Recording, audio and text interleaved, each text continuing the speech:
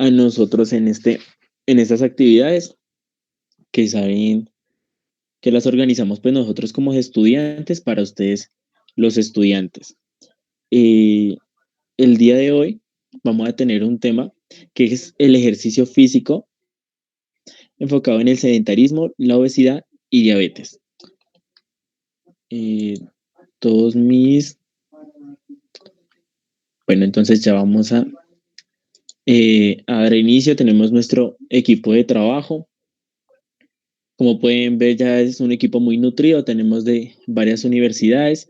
Tenemos a Adrián Bedoya, Brian Martínez, Camila Botero, Daniel Naranjo, Erika Latorre, John William, Juan Pablo Acosta, Julián Bautista, Karen Cruz, Laura Sotelo, Luis Rodríguez, Luisa Rubio, Manuela Sosa, Mateo Gómez, Marisol Rodríguez, Mateo Cleves, Samir Cardoso, Jessica Higuera, Vanessa Ospina, Virginia Solarte, Angie Daniela y mi persona, Gustavo Cuatín, que los va a estar acompañando con esta moderación.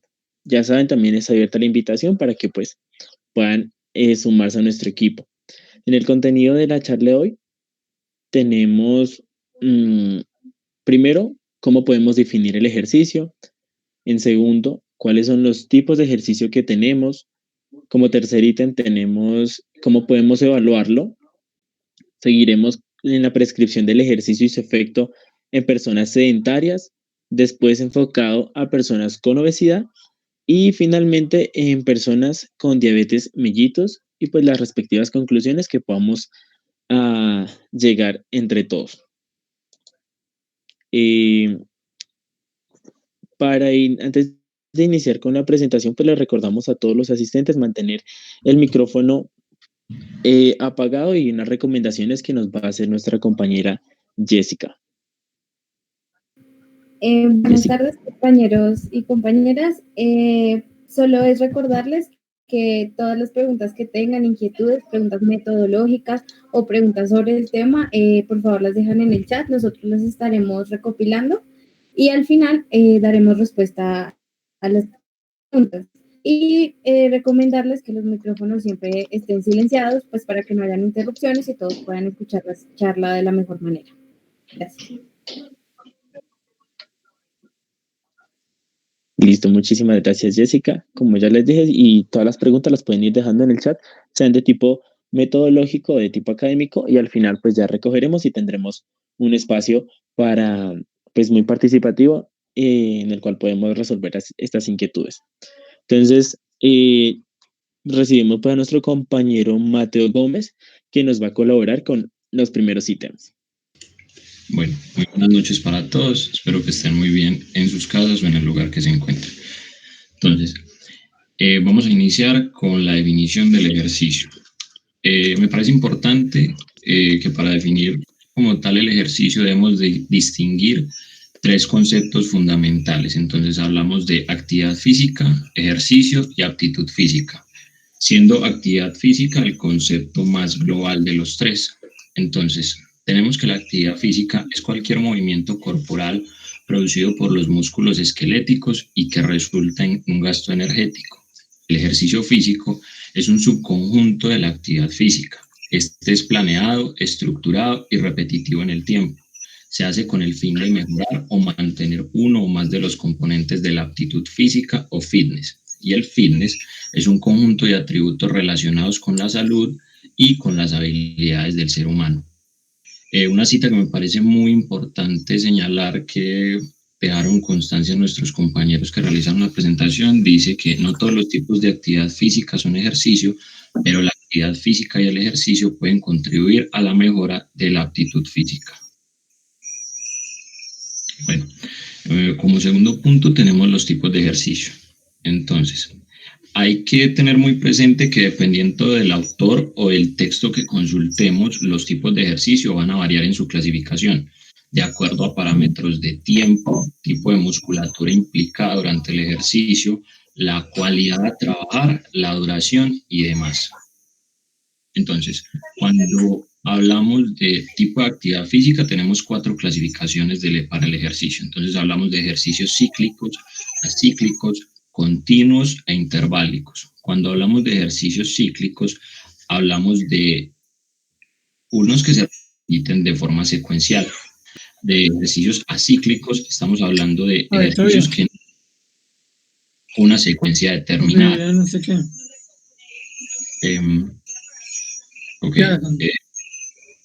Ok, ejercicios continuos que son realizados sin interrupciones, interválicos cuando se realizan pausas entre cada secuencia de ejercicios. Cuando hablamos del sistema energético predominante, tenemos dos grandes grupos que son el aeróbico y el anaeróbico. Entonces, cuando hablamos del sistema aeróbico, hablamos que es el que requiere la presencia de oxígeno. Y en el anaeróbico es una actividad que se realiza sin necesidad de la utilización de oxígeno. Bueno, hablando de tipos de ejercicios, según la fuerza, hablamos que se clasifican en dos. Entonces, según la clase de contracción y según el tipo de esfuerzo. Según la clase de contracción, tenemos tipos de contracciones isométrica o estática, anisométrica o dinámica, también llamadas concéntricas y excéntricas. Y una tercera clasificación que habla de una combinada o mixta. Y según el tipo de esfuerzo, hablamos de máxima, aplicando el máximo esfuerzo posible, explosiva en el menor tiempo posible y fuerza de resistencia, que es una que se mantiene a lo largo del tiempo. En cuanto a la flexibilidad, tenemos dos clasificaciones grandes, que según la zona o miembro implicado, hablamos de ejercicios que involucran flexibilidad general o global y ejercicios que trabajan flexibilidad específica o parcial. Y la segunda clasificación nos habla de por las características de la acción como tal, que hablamos de ejercicios de flexibilidad estática y ejercicios de flexibilidad dinámica. Listo, muchísimas gracias, Mateo. Continuamos con nuestro compañero John para que nos cuente cómo podemos evaluarlo. Hola, buenas noches. Bueno, como decían mis compañeros, el día de hoy les voy a hablar de cómo podemos evaluarlo.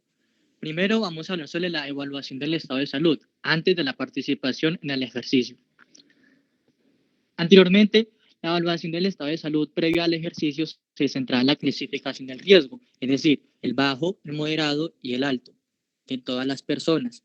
Para ello tenían en cuenta lo que es el número de factores de riesgo de enfermedad cardiovascular y la presencia de signos y síntomas y o enfermedad cardiovascular metabólica y o pulmonar conocida. He de aclarar que estas recomendaciones fueron diseñadas para evitar exponer a sujetos habitualmente inactivos con alguna enfermedad conocida u oculta, que tampoco pues ellos vayan a saberlo, a los riesgos aumentados de realizar una actividad física no acostumbrada. Es decir, muchas personas pueden tener alguna patología que no sepan y nosotros al hacer este ejercicio podemos tener alguna implicación sobre su salud. Ahora, tienen en cuenta lo que es el nivel actual de la actividad física del individuo, la presencia de signos y o síntomas y o enfermedad cardiovascular, metabólica o renal conocida, la intensidad de ejercicio deseada. ¿Qué pasa ahora? Que no se incluye el perfil de factores de riesgo de enfermedad cerebrovascular. No recomienda un esquema de clasificación de bajo, moderado o alto riesgo. Hace recomendaciones generales para la aprobación médica, es decir, nosotros tenemos que fomentar al usuario a que haga como un control de su estado de salud a través de revisiones médicas y no remitimos automáticamente a la persona con enfermedad pulmonar. Para ello hay dos etapas. La primera tenemos que es revisar si hay necesidad de obtener autorización médica antes de iniciar o progresar en la prescripción del ejercicio. Como sabemos, antiguamente nosotros antes de iniciar alguna actividad o ejercicio físico con el usuario le pedíamos que hiciera un estudio médico. Ahora ya no es tan necesario y para ello nos basamos en el algoritmo de detección de la American College of Sport Medicine actualizado y también del método autoguiado PARQ Plus y IPAC. De esto ya lo haremos después. Segundo, si se indica durante la evaluación, se debe buscar autorización médica de un proveedor de atención médica adecuado. Es decir, si nosotros estamos en nuestro quehacer y encontramos alguna anomalía o alguna cosa que nos llame la atención, debemos sugerirle al paciente que se haga algún tipo de revisión y que el médico sea el que nos autorice a seguir con nuestro tratamiento.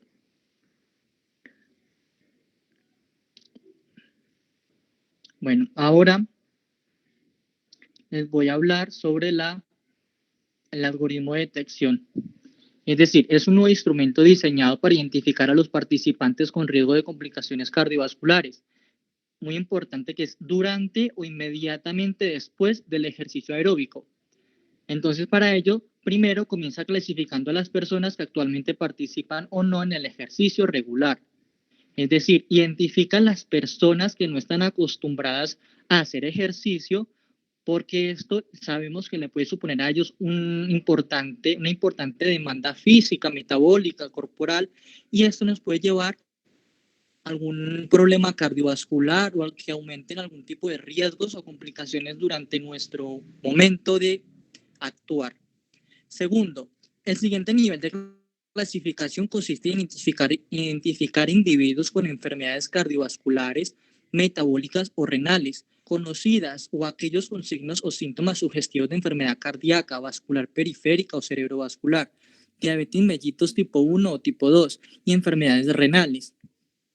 Una vez que se ha determinado el estado de la enfermedad de un individuo, la atención debe cambiar hacia los signos y síntomas sugestivos de esas enfermedades. Es decir, si yo ya sé que mi paciente puede tener algo, yo tengo que centrarme en ese algo, cuáles son los signos, cuáles son los síntomas, cómo debo yo intervenir este paciente. Como sabemos, no todos podemos intervenirlos de igual manera. Ahora les voy a hablar de lo que es la evaluación autoguiada. La anterior diapositiva, por favor. Gracias. El examen de salud previo a la participación, aclaro, es previo a la participación mediante una herramienta de autoexamen. Debe realizarse para todas las personas que deciden iniciar un programa de ejercicios. Este programa ha ido modificándose ya que el original era PARQ, era el original. Ha ido modificándose hasta ahora el PARQ Plus, que se ha hecho diferentes modificaciones, entre ellas está la de reducir las barreras para el ejercicio y los exámenes de detención de falsos positivos. Preguntas de seguimiento para adaptar mejor las recomendaciones previas al ejercicio basadas en el historial médico y la sintomatología relevantes. El PARQ positivo se puede utilizar como una herramienta de evaluación de salud previa a la participación en el ejercicio autoguiado, como una herramienta complementaria para profesionales que deseen recursos de detección adicionales más allá del nuevo algoritmo. Es decir, si yo utilizo el algoritmo, pero quiero ir más allá, ¿qué sucede con el paciente? Puedo utilizar esta escala PARQ Plus. Es muy importante tener en cuenta que no solo está enfocado a un riesgo cardiovascular, sino también musculoesqueléticas, neurometabólicas y demás. Y que algunas veces esta prueba o esta escala toma lo que tiene como un nivel cognitivo un poco alto, entonces muchas veces la persona debe ser ayudada para poder solucionarlo. Luego tenemos lo que es que si se quiere saber cuánta actividad física, la anterior, si se quiere saber cuánta actividad física realiza la persona, esta se evalúa con el cuestionario internacional de actividad física IPAC, que es el que estamos viendo a la derecha, que es un formato corto, autoadministrado de los últimos 7 días para ser utilizado con adultos de entre 15 a 69 años. Como lo pueden ver, los dos formatos tienen una serie de preguntas. El de la izquierda es el autoguiado, del cual la persona va a ir respondiendo, y el de la derecha simplemente complementar cuánto ejercicio ha hecho en los últimos 7 días. Y esto nos sirve a nosotros para tener en cuenta a qué tipo de paciente nos estamos exponiendo. Siguiente, por favor. Ahora vamos a hablar de lo que es la evaluación antes de la prescripción del ejercicio. Nosotros bien sabemos que para ello necesitamos el consentimiento informado de la persona, explicarle lo que vamos a llevar a cabo, el historial médico y evaluación del factor de riesgo de la enfermedad cardiovascular, el examen físico y pruebas de laboratorio, como puede ser la presión arterial, la oximetría y todo esto, y también podemos tener analíticas para saber si tienen alguna enfermedad de base. Instrucciones para los participantes muy claras, siempre tener comandos verbales claros, precisos. Te recomendaré al paciente de abstenerse de ingerir comida, alcohol, tabaco, mínimo 3 horas antes de la valoración. Evitar hacer ejercicio vigoroso o extenuante antes de la valoración, porque sabemos que esto nos va a modificar el resultado.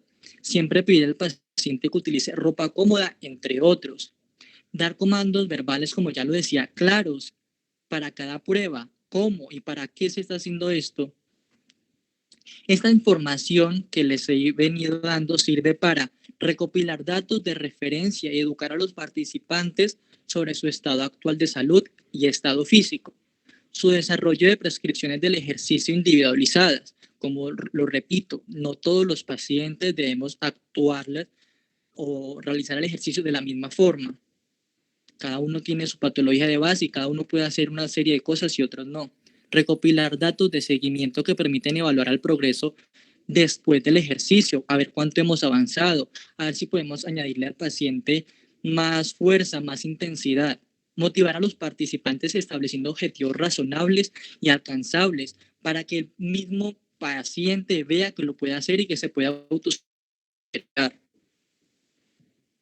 La evaluación integral de la salud, vamos a hablar, gracias, incluye lo que es el consentimiento informado y el examen de estado de salud antes del ejercicio, como hemos venido hablando, la evaluación previa al ejercicio, y ahora vamos a hablar de lo que son las mediciones de reposo, que estas incluyen lo que es la medida de la frecuencia cardíaca, la presión sanguínea en descanso, es decir, antes de cualquier actividad física. Que el paciente llegue de donde haya venido, se siente un momento, repose, descanse, y ahí procedemos a la toma de estos signos.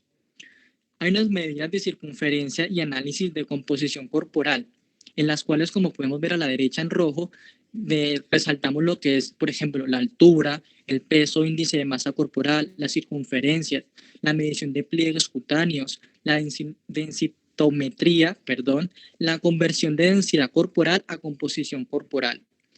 Proseguimos en la 5 a la izquierda con la medición del fitness cardiorrespiratorio, que ya hablaremos de él, medición de la aptitud muscular, y la séptima, la medición de la flexibilidad, que ya iremos hablando de todos y cada uno de ellos.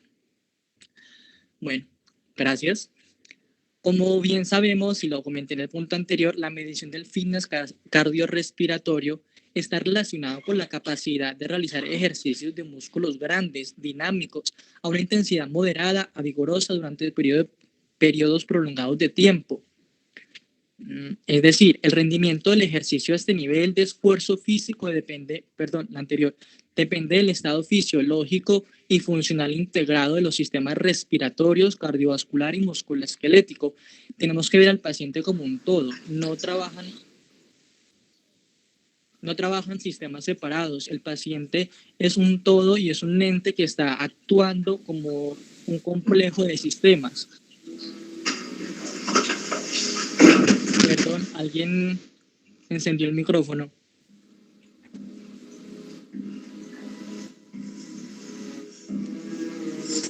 Joan Pérez, ¿podrías apagar el micrófono y la cámara, por favor? Sí, estoy en el escape.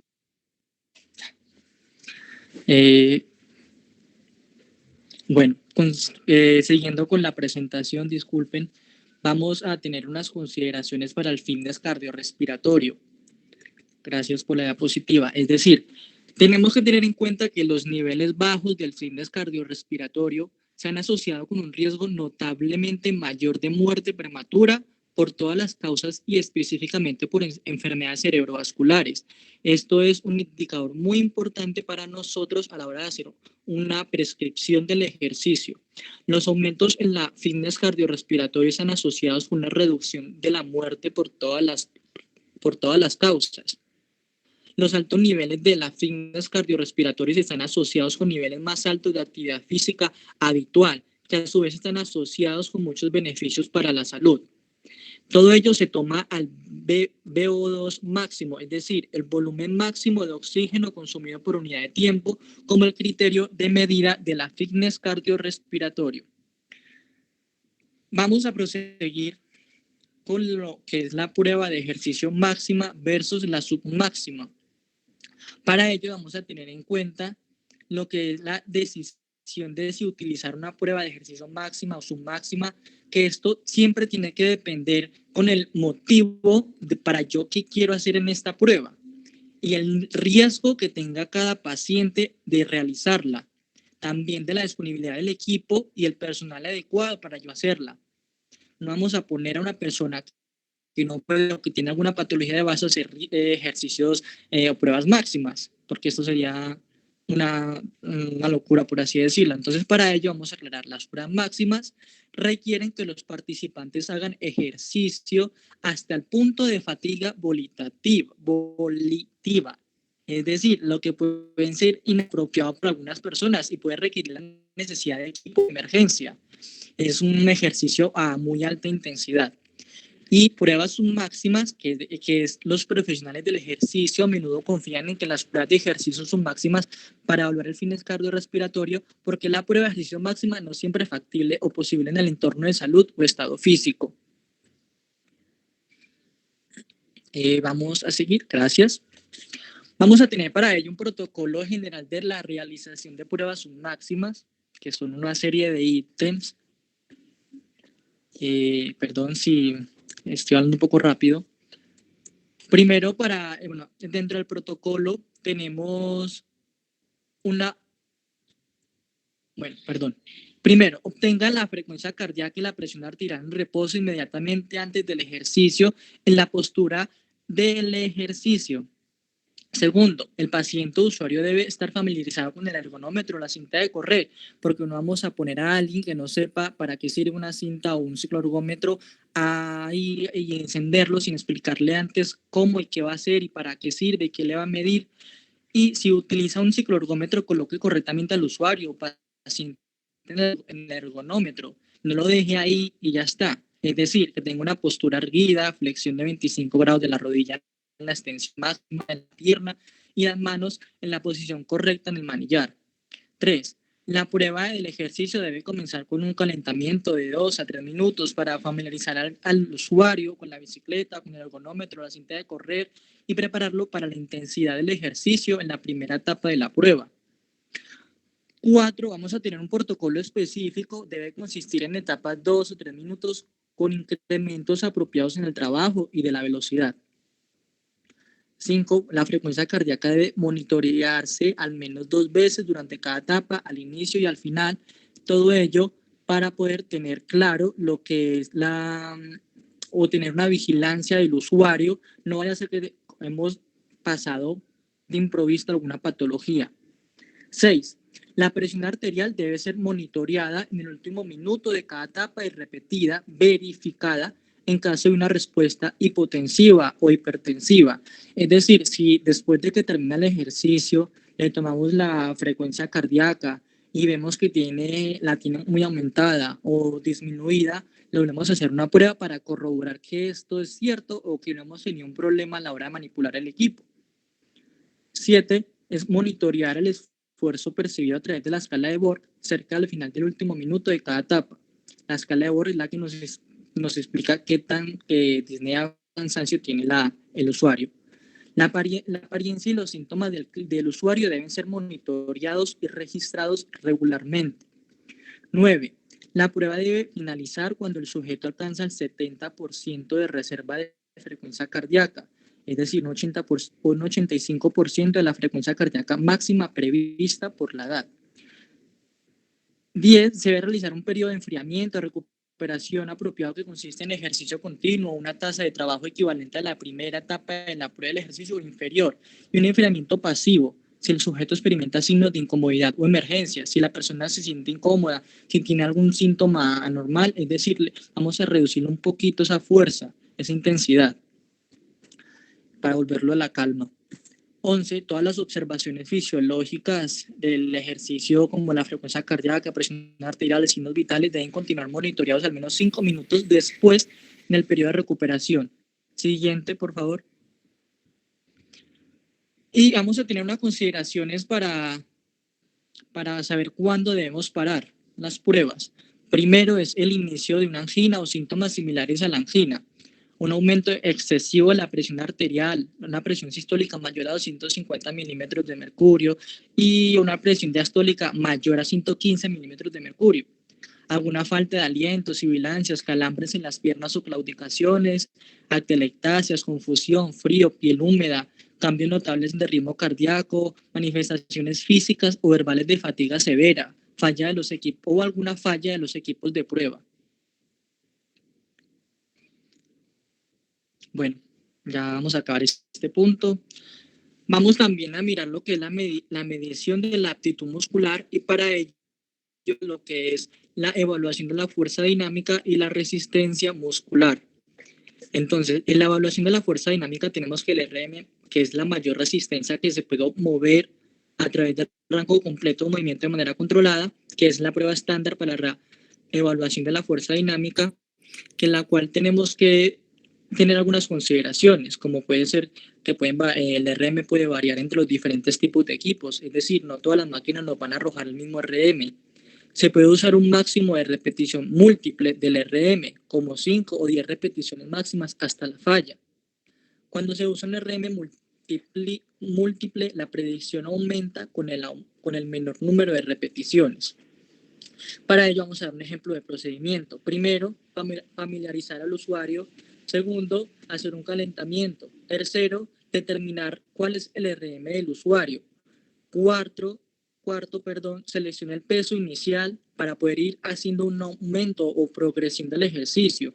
Lo que venimos hablando del punto 5. El punto 6 va a ser un monitoreo de calidad del movimiento y el punto 7 va a ser el peso final. Para la resistencia muscular, tenemos que es una capacidad de un grupo muscular para ejecutar acciones musculares repetidas, durante un periodo de tiempo suficiente para causar fatiga muscular o para mantener un porcentaje específico de un RM durante un periodo prolongado de tiempo. Para ello vamos a tener una consideración que es el número total de repeticiones en una cantidad dada de resistencia, que esto es igual a la resistencia muscular absoluta, y el número de repeticiones realizadas un porcentaje del RM, es decir, igual a la resistencia muscular relativa. Para ello vamos a explicar a través de un procedimiento, un ejemplo. Para tronco y extremidades superiores tenemos unos porcentajes denme un momento.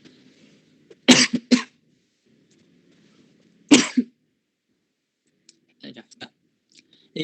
Primero tenemos una posición inicial, segundo una ejecución de movimiento, tercero un monitoreo de calidad de movimiento y cuarto un resultado. Vamos a proseguir con la medición de la flexibilidad, que es importante para el rendimiento deportivo, realizar actividades de la vida diaria. Esto facilita el movimiento y puede prevenir lesiones. También va a depender lo que es la distensibilidad de la cápsula articular, el calentamiento adecuado, la viscosidad muscular y la tensión de ligamentos y tendones. Para la flexibilidad es específica de las articulaciones, es decir, no se puede usar una prueba de flexibilidad única para evaluar la flexibilidad total del cuerpo. Como sabemos, cada grupo muscular tiene un tipo de test para evaluar su flexibilidad. Gracias.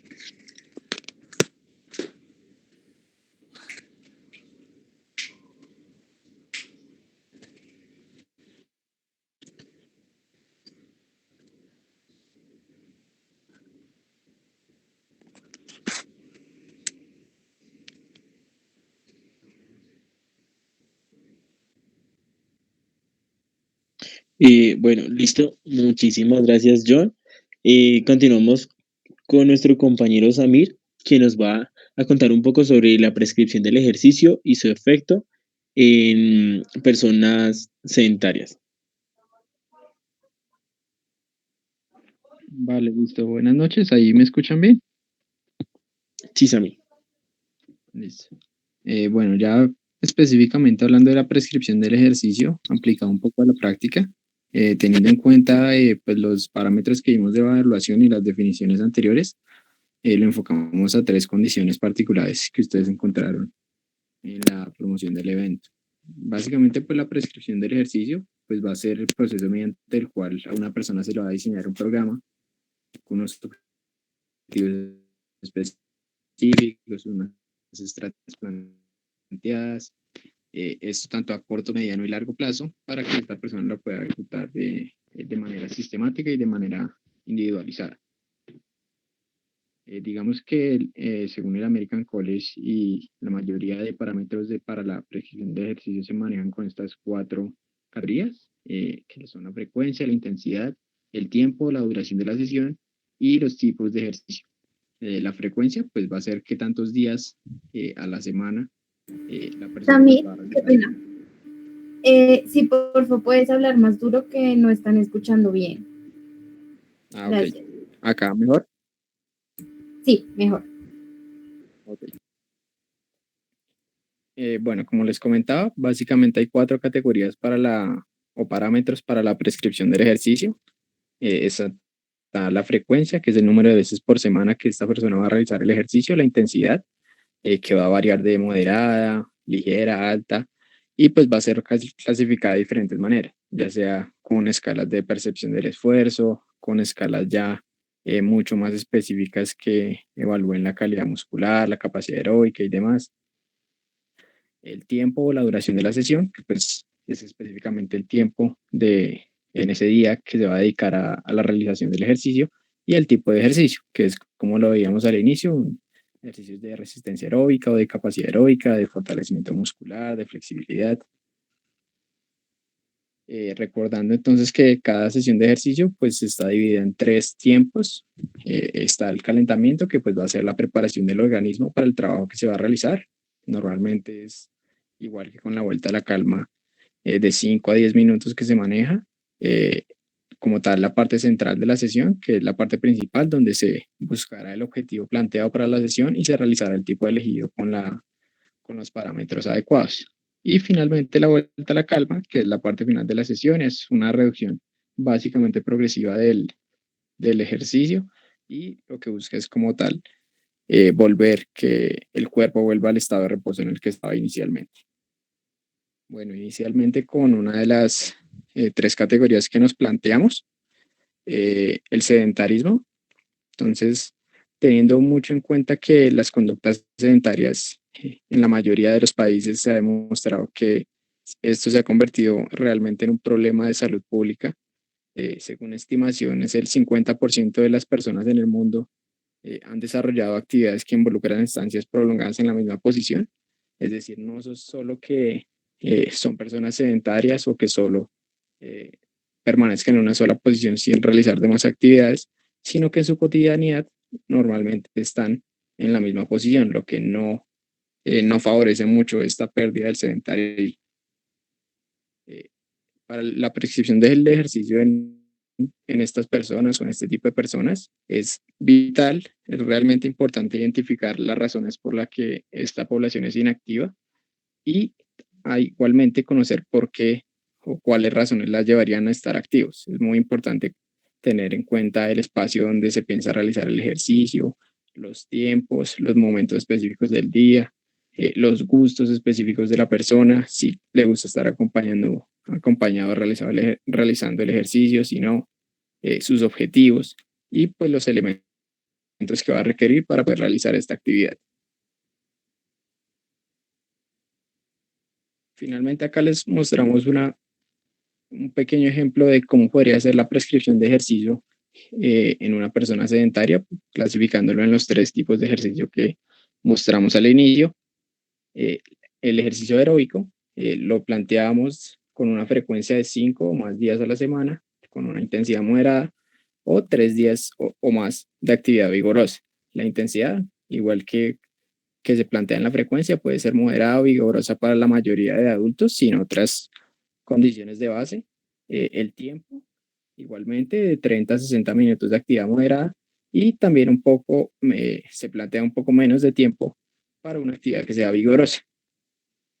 Y el tipo, pues se plantean ejercicios de tipo aeróbico que involucren grandes grupos musculares de tipo continuo y rítmico.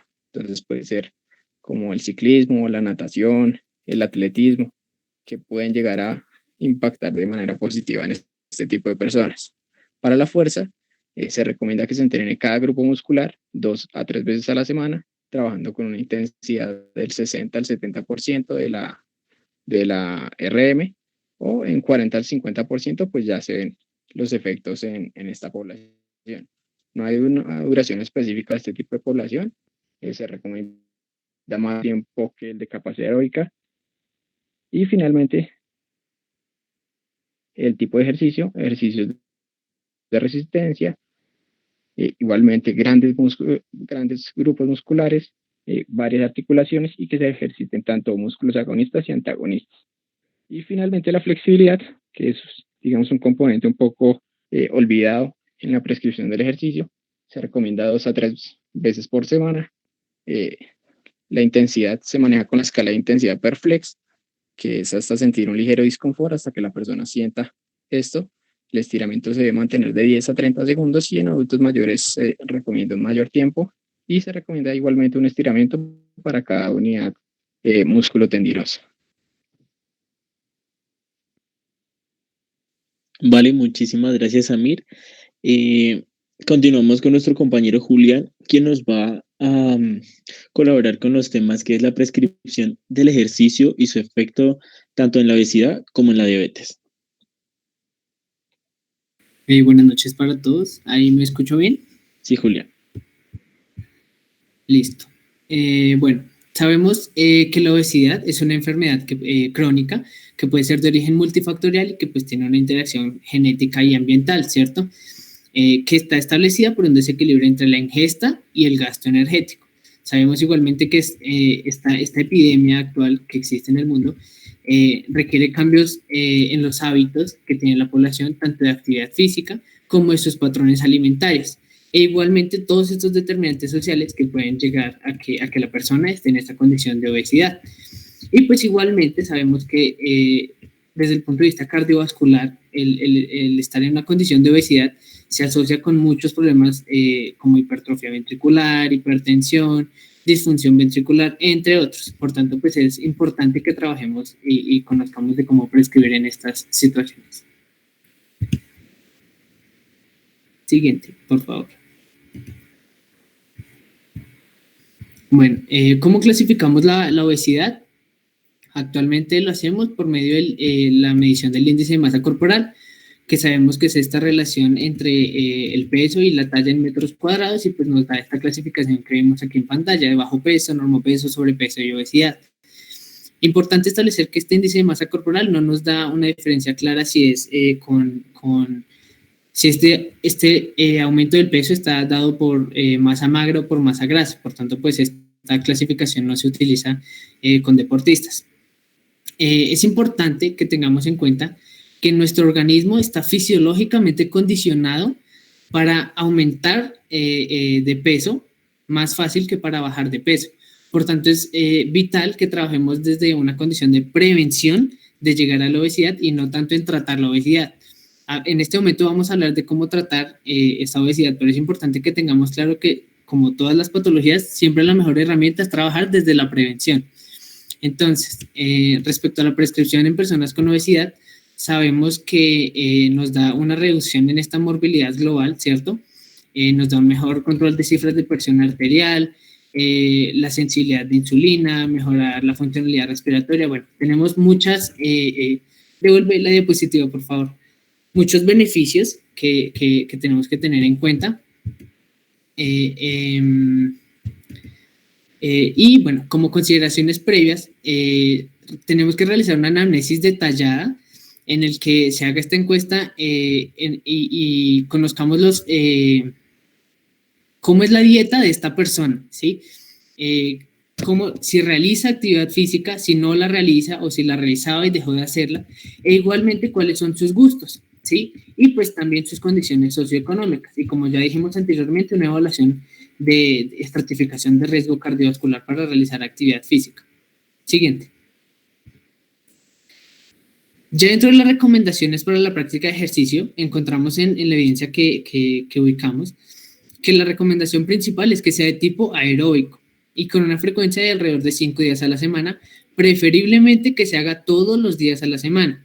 ¿Por qué? Porque se busca que se mantenga este consumo de oxígeno permanente, ¿sí?, en el tiempo, por eso se da una intensidad no muy alta para que la persona pueda mantenerlo. Entonces se inicia con una intensidad baja y que pueda estar prolongada en el tiempo. Respecto a esto mismo del tiempo, la recomendación nos dice que puede ser hasta 1 hora, ¿sí? Pero como sabemos, toda esta prescripción va acomodada a las condiciones de cada paciente. Lo que nos dicen es que pueden darse, según la CSM, por ciclos de 10 minutos repartidos a lo largo del día para completar 1 hora. Y otro factor importante que tenemos que tener en cuenta es la velocidad de progresión. Generalmente para iniciar en la actividad física los pacientes con obesidad, se les recomienda mucho que hagan caminata, que salgan y caminen dentro de sus posibilidades, todo este tipo de cosas. Pero al momento en que va progresando esta prescripción de ejercicio, pues la caminata deja de ser una herramienta muy útil porque ya después de caminar la persona tendría que empezar a trotar. Y sabemos que el hecho de que la persona con obesidad empiece a trotar le genera afecciones de tipo musculoesquelético. Entonces se recomienda alternarlo por otros ejercicios como una bicicleta estática o ejercicios en agua. Siguiente, por favor. Bueno, por otro lado, encontramos el ejercicio de resistencia. Qué pena.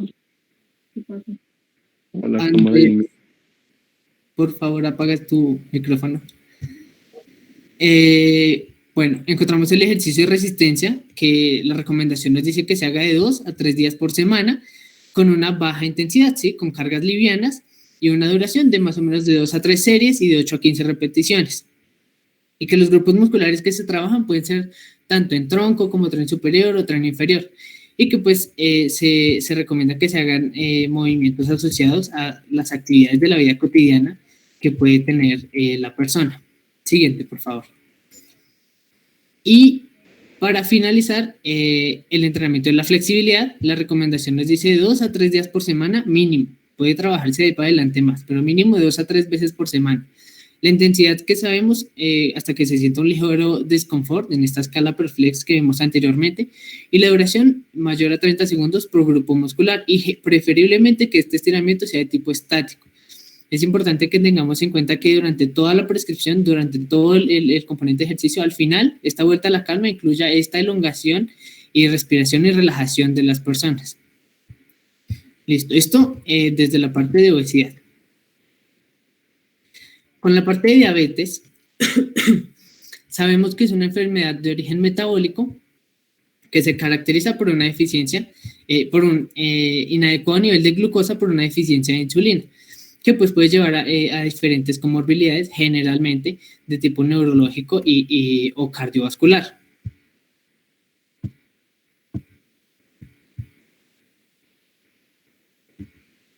Ay, se trabó. Bueno, ¿qué se ha encontrado? Que el efecto del ejercicio en los pacientes con diabetes nos genera un efecto positivo en esta resistencia a la insulina, ¿sí?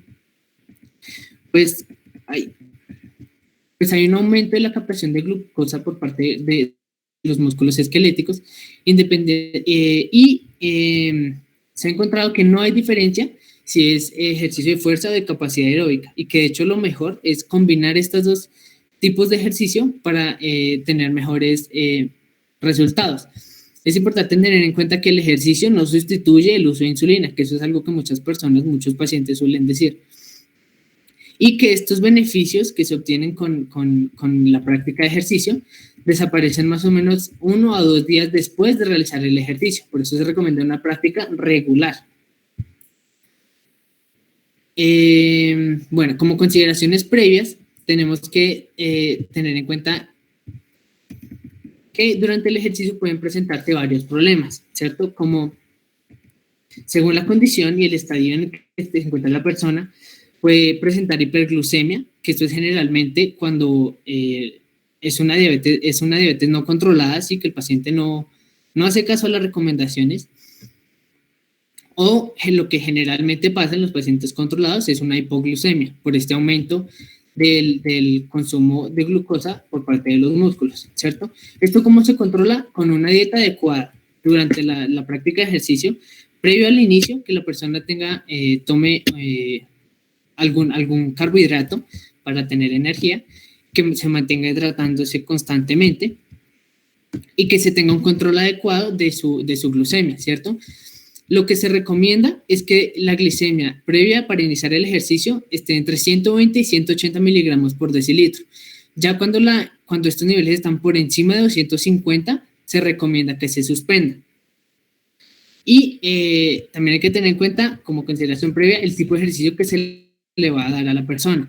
Porque, por ejemplo, si es una persona que ya tiene un nivel de una afección ocular, por ejemplo, se deben evitar todos estos ejercicios que son bruscos o ejercicios de tipo isotónico o que involucren, no sé, realizar una maniobra de Valsalva o algo de este tipo, porque puede aumentar esa presión y pues puede generar complicaciones pues que no queremos que sucedan. Siguiente, por favor. Bueno, y ya ahora sí, respecto a lo que encontramos de las recomendaciones para la práctica de ejercicio, pues el aeróbico que se realice de 3 a 7 veces por semana, con una intensidad moderada a vigorosa. Respecto a la duración del ejercicio, con la diabetes mellitus tipo 1 se recomienda que una actividad que sea de más o menos 150 minutos moderada a la semana, ¿sí? O 75 minutos de actividad vigorosa a la semana. Y para diabetes mellitus tipo 2, 150 minutos de intensidad moderada a vigorosa a la semana. ¿Y qué tipo de ejercicio? Que sea más o menos de actividades rítmicas, ¿sí? Generalmente lo que se le hace a estos pacientes, como sabemos que generalmente son adulto mayor, se hace mucho la práctica de baile, es algo que a ellos les gusta mucho y pues es totalmente recomendado porque involucra grupos musculares grandes y es algo mantenido en el tiempo. Respecto a la fuerza, recomienda que sea mínimo de 2 veces a la semana, preferiblemente 3 y que sean no consecutivas. Intensidad moderada, de moderada a vigorosa igualmente, y de 8 a 10 ejercicios entre 1 y 3 sets con 10 a 15 repeticiones, casi llegando a la fatiga. Y respecto a la flexibilidad, mínimo que se haga de 2 a 3 veces por semana. Lo ideal sería realizarlo todos los días, pero pues mínimo 2 a 3 veces a la semana. Igualmente, sabemos que de intensidad hasta que se sienta este disconfort en la escala de Perflex y que sean estiramientos estáticos de 10 a 30 segundos y 2 a 4 repeticiones por cada grupo muscular trabajado. Y pues enfocado en esta musculatura agonista y antagonista que son que viene en los estiramientos globales que se realizan. Es importante que durante todo el programa se tenga cuidado de los pies, ¿cierto? De las personas, que se mantengan hidratadas y que la temperatura del ambiente esté adecuada y bueno, y que pues se realice esta práctica regularmente por los efectos que ya vimos. Vale, muchísimas gracias, Julián, por el aporte. Bueno, hacemos una pequeña pausa para recordarles a ustedes que estamos como ACEFIT organizados en diferentes grupos, pues con la iniciativa de poder en este momento de pandemia que estamos todos en casa, pues seguir construyendo, seguir activos y poder compartir y pues crecer en todo este conocimiento. Tenemos grupos de actividad física, ¿cierto? El grupo de educación, que somos nosotros, y hay otro que se llama Cómo sobrevivir a la pandemia.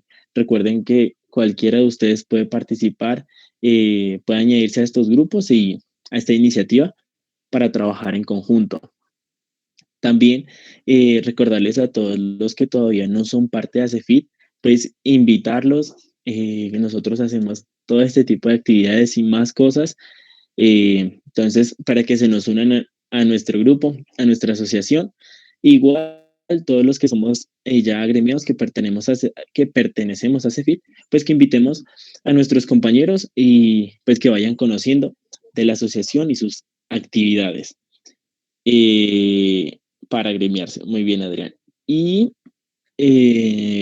pues no sé, tenemos algunas preguntas. en el chat. Ya nuestra compañera Jessica va a pasar a leerlas. Sé que también en el chat han respondido unas, pero pues vamos a tomarla rápidamente. Y pues que se queden con nosotros, hacemos una charlita sobre las preguntas, dudas que tengan ustedes. Y por siguiente, les vamos a compartir un link para que nos ayuden también calificando la actividad y también, aparte, otra actividad que tenemos para ustedes súper cortica como resumen de todo la actividad de hoy. Entonces, Jessica, ¿nos colaboras con las preguntas, por favor? Listo. Tenemos una pregunta sobre la RM que dice que si la RM no hace referencia al peso con el que el usuario puede hacer máximo una repetición. Entonces, pues, si alguno de los asistentes quiere resolver la pregunta, pues los micrófonos están abiertos. De igual manera, pues los expositores o cualquiera del grupo, si la quiere responder. Bueno, yo hago parte del grupo de ACEFIT de Educación y con respecto a esta pregunta, sí, la RM corresponde pues a un test de evaluación de fuerza máxima.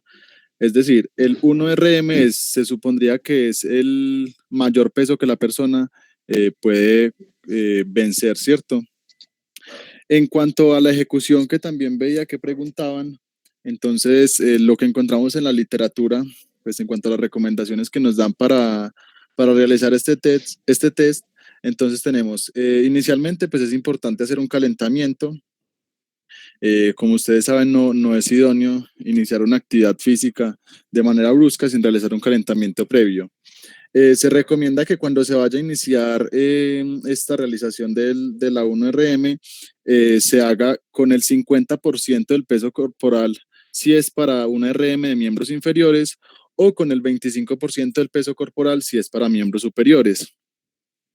Entonces, se iniciaría con el peso, según el peso pues, corporal de la persona, y se harían 3 repeticiones. Es válida si la persona realiza 2 o 3 repeticiones y ahí pasaríamos a aumentar de 10 a 20% en miembros inferiores y de 5 a 10% en miembros superiores.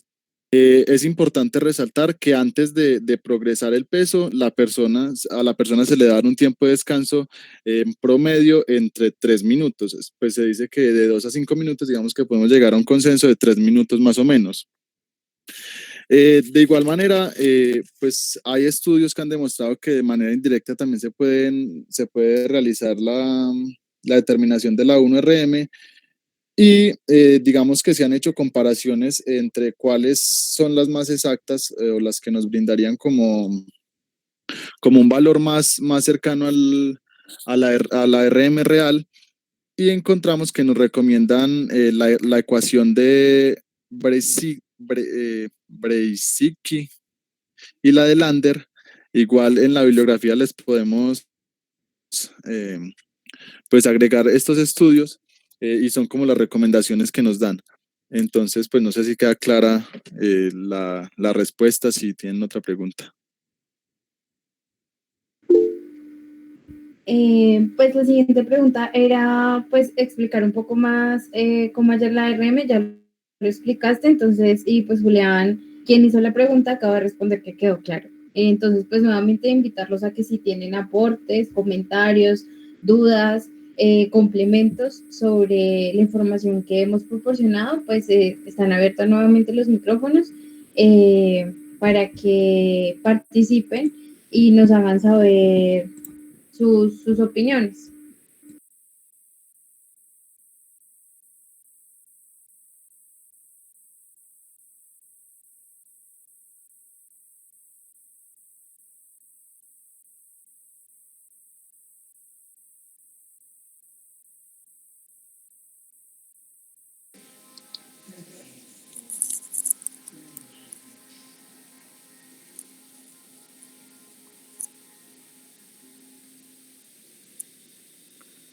¿Aló? Sí. Sí. Pues yo tengo una pregunta que no sé si si sea muy válida o no, pero es en esos pacientes que son diabéticos, que todavía no son insulinodependientes, sino que apenas están comenzando, ¿sí? Digamos, están comenzando con su patología como tal. Decías de que, pues escuché ahí de que los pacientes que son diabéticos había que tener mucho cuidado pues con las contracciones isotónicas, pero en esas personas que apenas están empezando, pues con problemas oculares, ¿sí? Pero digamos de que apenas están empezando, ¿se tendría alguna consideración o alguna salvedad o decir, bueno, se pueden trabajar partes isotónicas y otras partes no, sabiendo de que no tenga esa patología muy desarrollada en cuestión, pues, o que tenga mucho problema o compromiso ocular?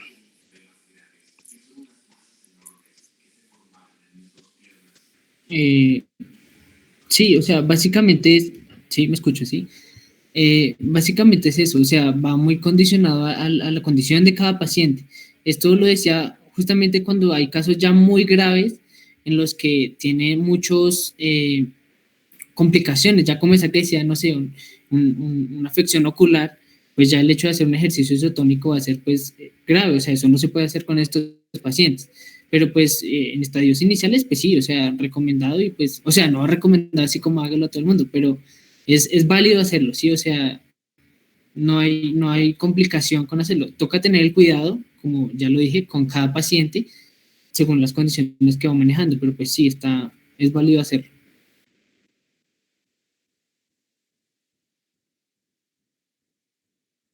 Hay otra pregunta que dicen que no tienen muy claro el efecto del ejercicio sobre la diabetes, que se puede ser un poco más específico sobre cuál es el efecto sobre la resistencia a la insulina.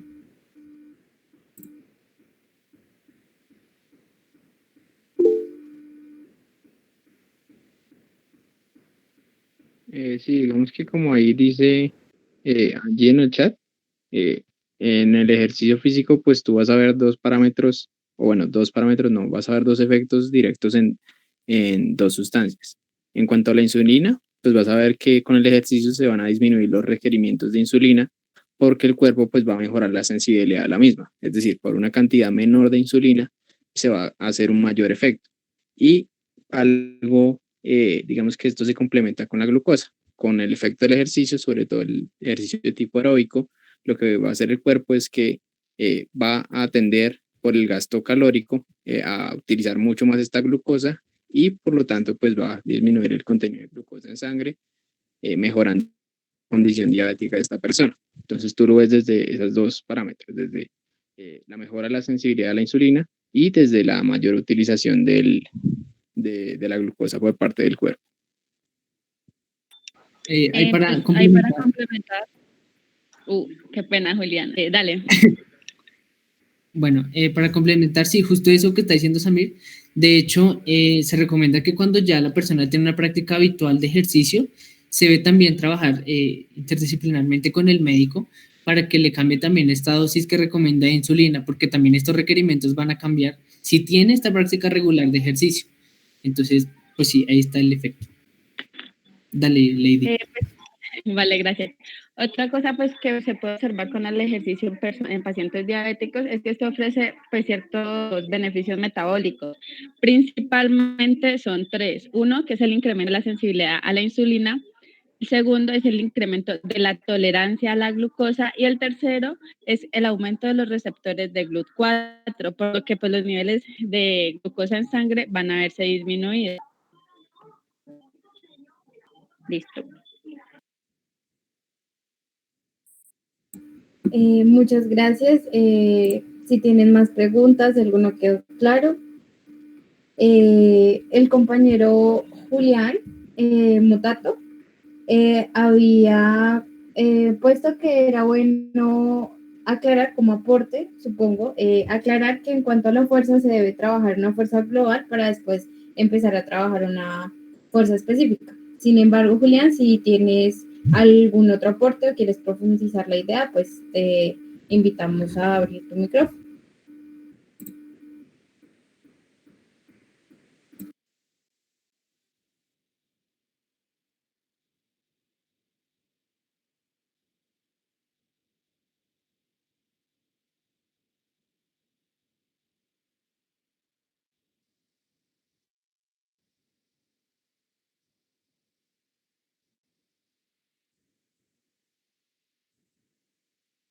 Vale, Julián, muchísimas gracias. Nos comentas que básicamente era eso. Pues arriba también tenemos otro comentario de Angie Jacome, pues, la cual también nos aporta. Dice que el ejercicio físico disminuye la resistencia a la insulina y en ello radica su importancia, pues para estas personas, agregando ya a todos los comentarios que han hecho. Seguido vamos a hacer una actividad, ¿cierto? Pero antes recordarles que ya les enviamos el link para que porfa nos vayan llenando la encuesta de evaluación pues, de la conferencia para así nosotros poder tener una buena autoevaluación, escucharlos a ustedes y pues poder ofrecer algo de mayor calidad para cada vez. Entonces Jessica ya nos va a colaborar con unas preguntas que tenemos para una siguiente actividad.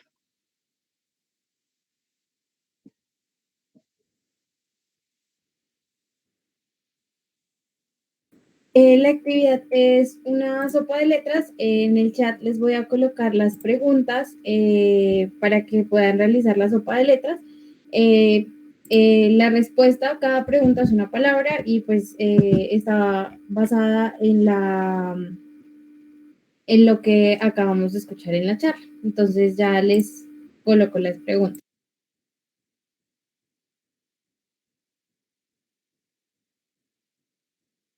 Y también les agregué el link donde pueden ingresar a la sopa de letras y ustedes pues encontrarán, pues ahí ya van enfrentando las respuestas que ustedes tengan.